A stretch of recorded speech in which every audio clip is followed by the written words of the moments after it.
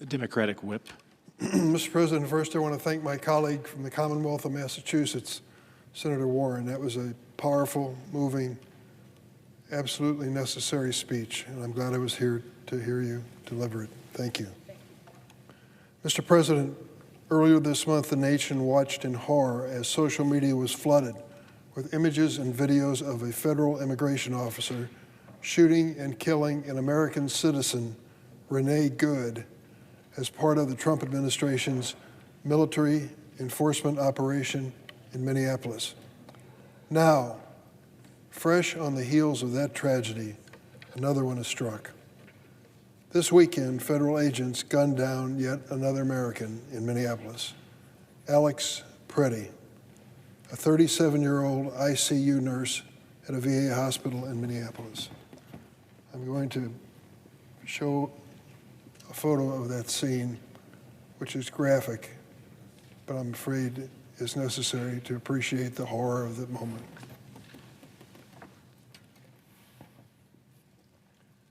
This photo shows the last second before the ICE agent killed Alex Preddy on the streets of Minneapolis. In his right hand is his camera, left hand holding the ground. No gun, obvious. No effort to resist, obvious.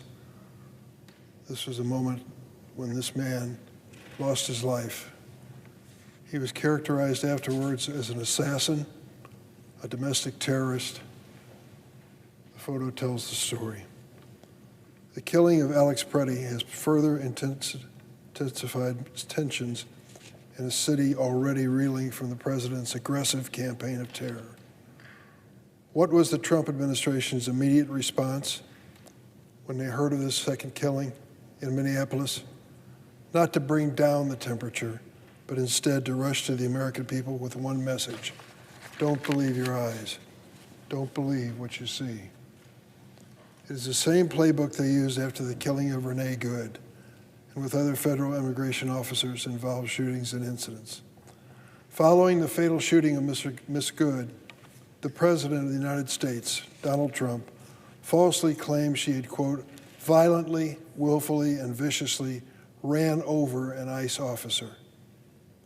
In response to the killings of both Ms. Good and Mr. Preddy, Homeland Security Secretary Kristi Noem labeled their actions, quote, domestic terrorism. And Attorney General Pam Bondi, in a letter sent to Minnesota Governor Tim Walz, effectively tried to blackmail the state, demanding that the governor of Minnesota turn over voter rolls of that state in exchange for Bondi's efforts to pull back federal immigration enforcement officers. In a court hearing earlier this week, an attorney representing the state described Bondi's request as a ransom note. Why has this president targeted this city and other democratically led cities? Trump claims he's targeting these cities because the local elected officials have released, quote, violent, criminal, illegal aliens from state custody. The claim does not hold up. Governor Walz eloquently refuted it in a recent column in the Wall Street Journal, and I ask unanimous consent to enter it into the record. Without objection. Governor Walz noted that in Minnesota, the state's Department of Corrections honors all federal and local detainers by notifying ICE when a person in custody is not a citizen. Governor Walz wrote, and I quote, there is not a single documented case of the department's releasing someone from state prison without offering to ensure a smooth transfer of custody. If the president wants to work together in reducing crime, count me and Governor Walz in.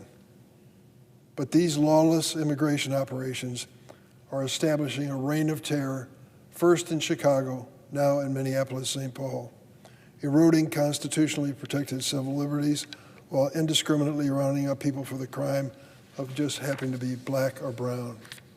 Even the editorial board of the Wall Street Journal, no liberal publication, agrees. In an editorial yesterday, they noted that since October, 73% of the individuals taken into ICE custody had no criminal conviction. Only 5% had a violent criminal conviction. Do you remember the rants at all the rallies? We're talking about rapists and murderers and terrorists, the criminally insane, child predators coming into the United States, and now we're going to expel them. That was the promise, the worst of the worst, over and over again. But when you listen to the statistics that show how few of the people who've been detained or tortured were actually in that category, you realize that's not the worst of the worst. There are innocent people who are being victimized by ICE and this administration. Donald Trump is hell-bent on punishing his political opponents in the blue states of America and those that didn't vote for him in the last election. We see the cost. I've come to the floor before to share the stories of U.S. citizens who were arrested in Chicago by immigration agents during Operation Midway Blitz. Take Eliane Bihana and Jax Lopez, two U.S. citizens who work for a local alderman in the city of Chicago, my friend Michael Rodriguez in the 22nd Ward. They were arrested by Border Patrol agents in Chicago and held for hours without any explanation after they exercised their constitutional rights to monitor immigration enforcement in the area. According to a recent report from the Chicago Sun-Times, the U.S. Attorney's Office in Chicago has brought 32 non-immigration criminal cases to court related to this ICE Operation Midway Blitz. Do you know how many convictions there have been in those 32 cases? None, not one.